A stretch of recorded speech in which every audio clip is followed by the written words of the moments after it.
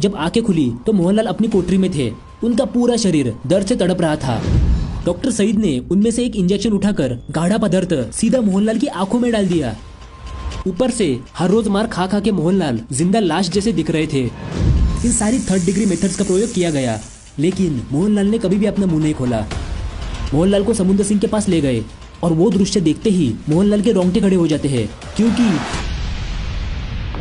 भारत का जासूस था इस किताब के ऊपर आधारित है, जिसे खुद भारतीय जासूस मोहनलाल भास्कर ने लिखा है। वो पेशे से एक टीचर थे। इसके अलावा उन्होंने अपना नाम बदलकर मोहम्मद असलम रख लिया और भारत के लिए 16 खुफिया मिशन सक्सेसफुली पार कर दिए। पाकिस्तानी पुलिस उनको पकड़ लेती है। एक दिन पाकिस्तान में खुफिया मिशन की तैयारी करते वक्त मोहनलाल भास्कर जालंधर में ठहरे थे। तभी रात के 8 बजे किसी ने उनका दरवाजा खटखटाया। जब मोहनलाल ने दरवाजा खोला तब उनके सामने उनका दोस्त समुंदर सिंह थे और उनके साथ एक 6 फीट लंबा चौड़ा नौजवान था जिसका नाम था अमरीक सिंह। समुंदर सिंह का कहना था कि अमरीक सिंह भी हमारी तरफ जासूसी का काम करता है और ऑफिसर ने कहा है कि कल इसको पाकिस्तान में जाना है, तो आज की ये रात आपके साथ रुकेगा।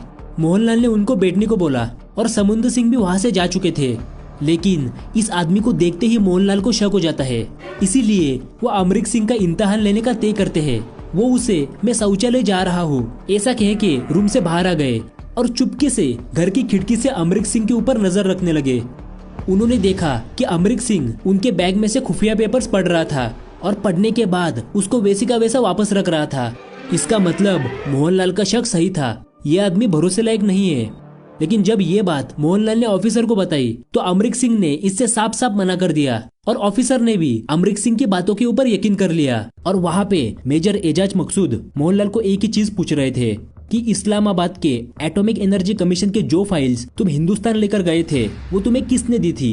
मोहनलाल इन सब बातों से साफ साफ इनकार कर देता है। इसी वजह से गुस्से में आकर मेजर मकसूद ने मोहनलाल की कुर्सी पे ही लात मार दी। मोहनलाल जमीन पे गिर गए, लेकिन एटॉमिक एनर्जी कमीशन वाली कोई भी बात उन्होंने नहीं मानी।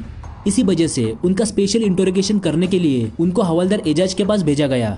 वहाँ पे पहले तो मोहनलाल के कपड़े उतारे, फिर उनको जमीन पर लिटा दिया गया और उनके पैर एक गार्ड ने पकड़े और दूसरा गार्ड उनके पीठ पे बैठ गया। दूसरी तरफ से हवलदार एजाज एक पेड़ की डाल तोड़कर लाता है जिसके कोने अभी भी नुकीले थे और फिर उसे जोर से मोहनलाल को मारना शुरू कर दिया।